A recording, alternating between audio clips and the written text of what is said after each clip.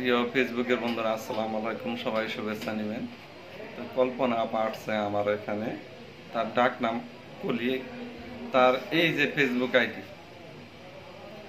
তো ফেসবুক আইডিতে কাজ করতেছে, কাজটা মোটামুটি ভালোই। আর একটা পেজ খুলে দিছিল একজনের, সেটা পেজটা একটু গন্ডগোল ছিল।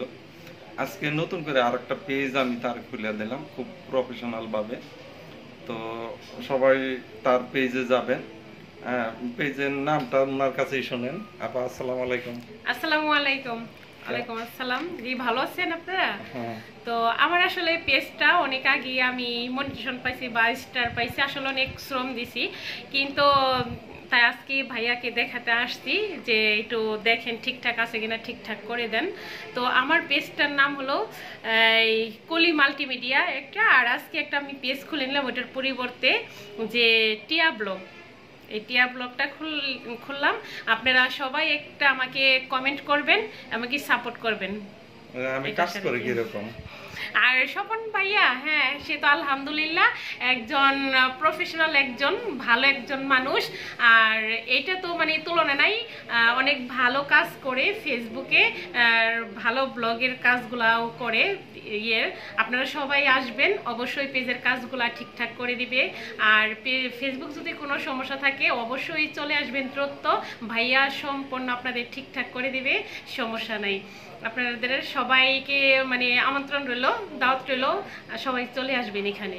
আচ্ছা, যাই হোক, আপার জন্য অনেক অনেক দোয়া রইল। কারণ মহিলারা এইসব কাজ করলে, রান্না বান্নার ভিডিও দিলে, সেখান থেকে যদি কিছু আর্ন হয়, সেটা আমাদের দেশের জন্যই ভালো। কারণ টাকাটা আসে ইউএসএ থেকে।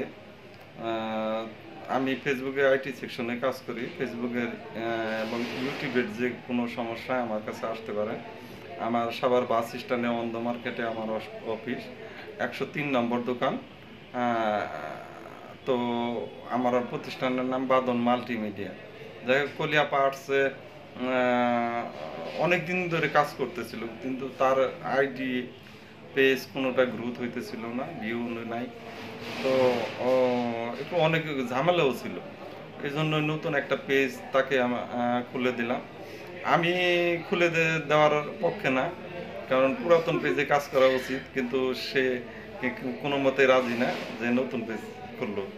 নতুন পেজ কেন করলো? আসলে আমার ওটাতে আমার একটা ভিউ বাড়তেছে না, আর পেজটার বয়স আমার 7 মাস।